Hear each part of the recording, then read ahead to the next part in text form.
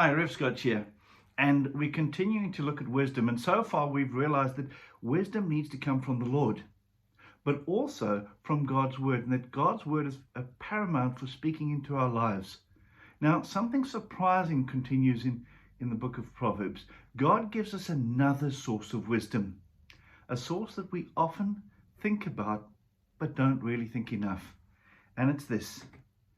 Hear, my child, your father's instruction, and do not reject your mother's teaching. Yep, God says your parents are given to you as a gift to speak wisdom into your life. Now, I don't know about you, but I can think of hundreds of sayings that my mom and dad spoke into our lives. Things like, you can bluff the world, but don't bluff yourself.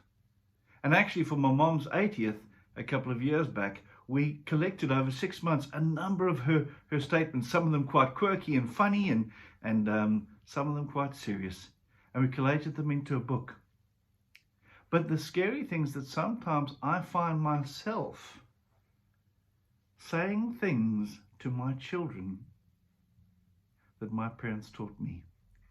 Because when they originally taught me, I didn't think it was very wise at all. But I've found that there's so much wisdom in that. Can you think of the things that your mom and dad taught you that proved to be wisdom?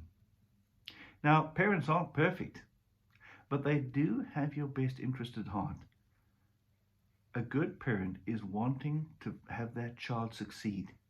And so we need to just stop for a moment and recognize that that teaching has incredible value, that much of it is God-inspired and given to us so that we can learn from our parents' mistakes.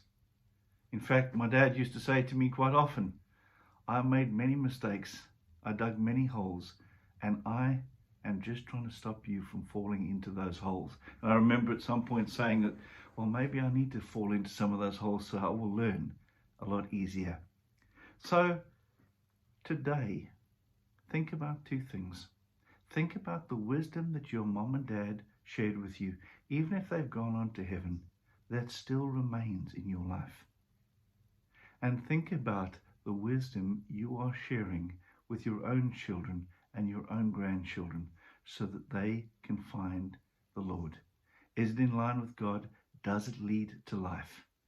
And if it is, then share that in many, many ways. And while they might laugh and blow you off,